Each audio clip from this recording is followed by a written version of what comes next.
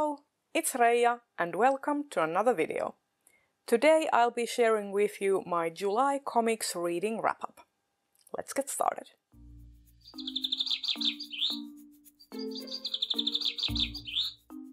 The first comic that I finished during the month of July was Claudine by Ryoko Ikeda. This was published first in Japanese in 1970s.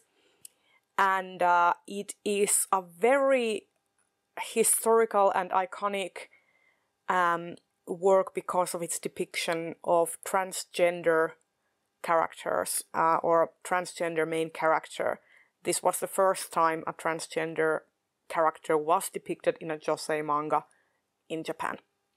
I would like to say that it is magnificent and amazing, but this comic this manga is very short. It is only roughly a little over 100 pages.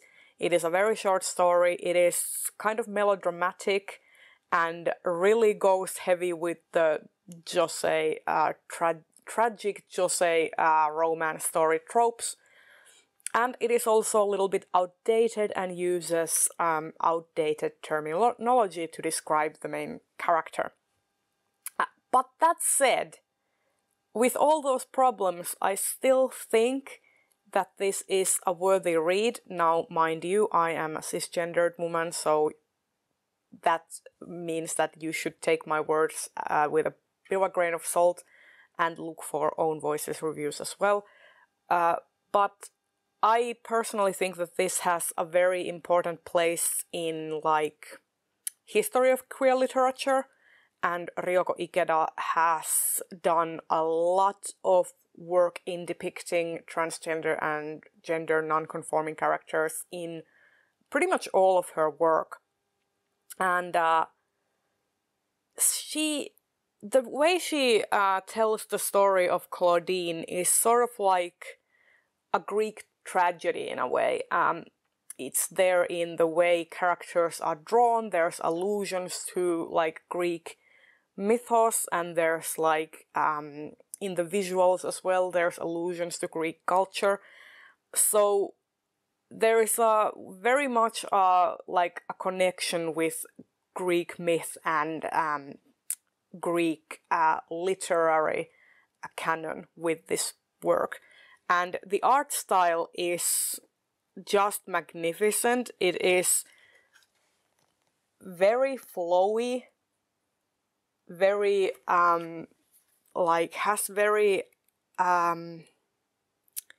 like soft curves and like nice contrasts, and it is very like light. It's it doesn't have much in the way of like using gray tones. It's mostly black and white, heavy on the contrast between the colors, and the line work is just very airy, and that gives this element of softness. And also Ryoko Ikeda plays around with making pretty much all of her characters look somewhat androgynous. And yeah, I really love the art style. Ryoko Ikeda's art is amazing, so that elevated this for me.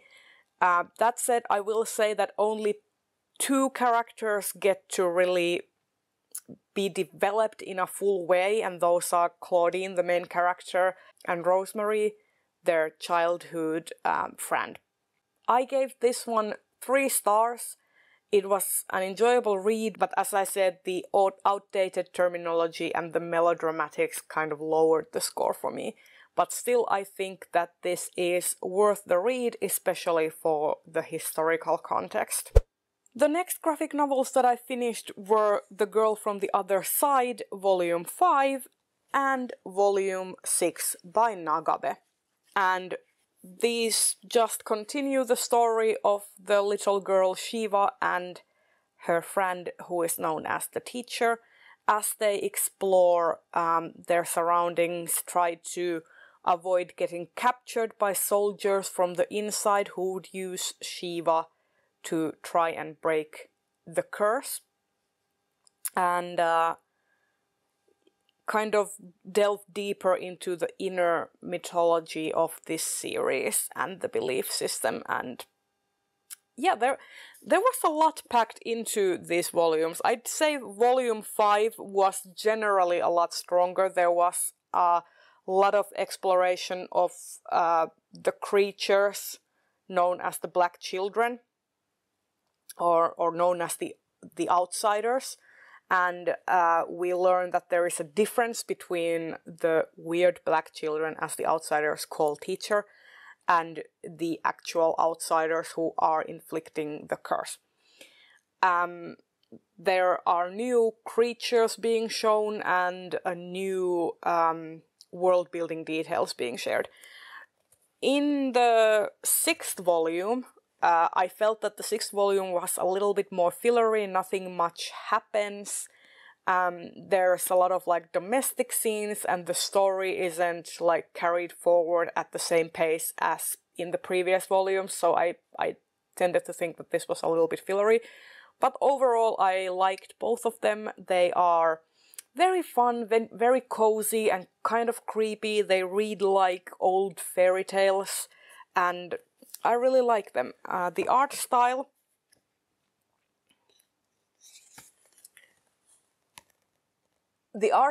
is a little bit like scruffy, I should say.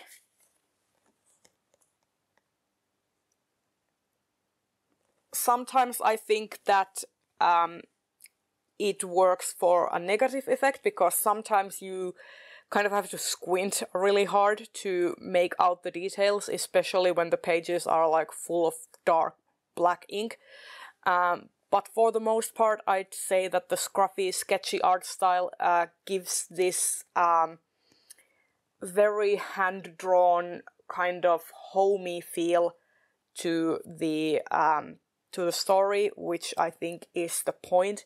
And also it makes the creatures look really menacing, which I really like. So it kind of has best of both worlds going for it. So I gave The Girl from the Other Side Volume 5 3.5 stars and 3 stars to Volume 6. Then I read Children of the Whales by Abi Umeda. This is the first volume, and I was expecting a lot from this. I saw a few episodes of the anime at one point, and I thought that it looked gorgeous, went and picked up the manga, and was expecting this to be like this epic, huge, sprawling fantasy series. But the first volume has kind of tempered my expectations. I felt that for a series that could do a lot with being visual, the author could have used the opportunity to delve into the storytelling concepts via visual medium, you know.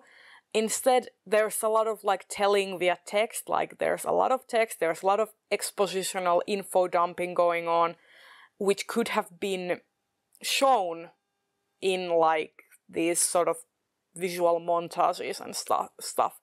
This is a story about Chakuro, who is an archivist, and he lives on this island, kind of like a whale, this whale island that's moving in a sea of sand, and there is this is a community of people that have been exiled on this island, and they have been living there for generations, and one day they encounter another island and find a girl there who can also wield the same kind of magic that the people on the island whale can.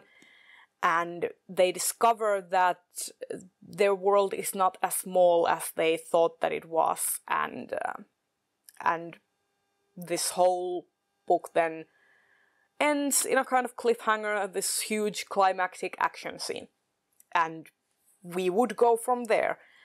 I have decided that I won't be buying the next volume. I discovered that these volumes are available from my library, so if I decide to continue on with the series, I would loan them out instead of purchasing my own copies, because this first volume didn't really captivate me, and it didn't really make me excited to pick up the second one. I almost felt that it was a kind of chore to be reading this, because there's like a lot of info dumping, but not much in the way of like characters. The characterization feels very tropey, like each of the characters are given like a few defining attributes. You have the clumsy main character, you have the spunky and energetic main heroine, you have the silent, broody,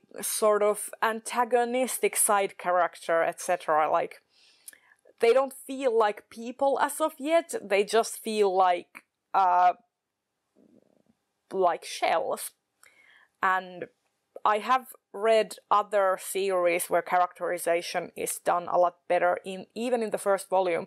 I think what happened was that Abi Umeda focused on delivering the world instead of delivering the characters. But the thing is, you need to make me love the characters first. I can love the world later, and you can showcase the world little by little. But as of this volume, it feels like it was focusing much more on the world building, and it didn't even do that very well. The art is pretty decent, I'd say. Kind of soft. There are various types of characters.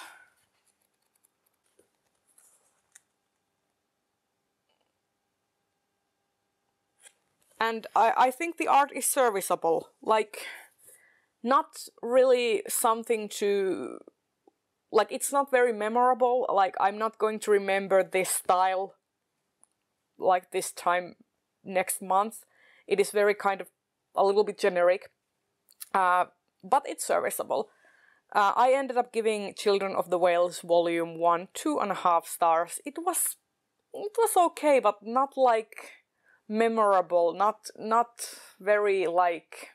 It didn't grab me, and I am not very excited about the next one, so there you have it. And the very last thing that I read in the month of July was Slumbering Beauty by Yumi Unita. Yumi Unita is better known for writing and drawing Bunny Drop, which I personally did not enjoy because it has the icky trope of having a grown man raising a child as their wife, which is like, not for me. But I picked up Slumbering Beauty because I'd heard some very good things about it, and I have to say that I quite liked it. The art is not my favorite. It is this very like thick lines, very simplistic, a huge contrast between like black and white, not a lot of tone work. And the characters are drawn very simplistically. But I think the art is very serviceable for the type of story that it is. It is sort of comedic and episodic. And it is about this girl called Yoneko who really loves sleeping. And one day there is this slumber spirit called Nerimu that gets fed up with having to always sacrifice on their own sleep schedule in order to wake up Yoneko. And she is then able to see him, and he enlists her as his assistant to help put people to sleep and to help wake people up when necessary. And it deals with things like loneliness. It's also a kind of social commentary on why people are living very busy lifestyles, why they are sacrificing things like sleep and rest in order to have more productive lives. It is about Yoneko not having friends and having kind of an abusive relationship with her parents. And there's just a lot packed into this short volume. This is a series, but even in this first volume we really get to know Yoneko. We get to know her family situation, we get to know her as a person, and what she likes and what she is like at school, and she's a kind of like a stoic person who like doesn't really see the value in going out and meeting people. She starts wanting to become Nerimu's apprentice, and it sort of goes from there. I quite liked it. It's not the best manga I've ever read, but it was fun, it was cozy, and I think I shall be continuing on with this series. I gave this volume 3 stars, so it was an okay read, enjoyable enough in itself. And there you have it. Those were all of the comics I read during the month of July. Have you read any of these comics? Please let me know what you think of them. Are you planning on picking any of them up? I would really like to know. And I will see you in the next video very soon. Bye bye!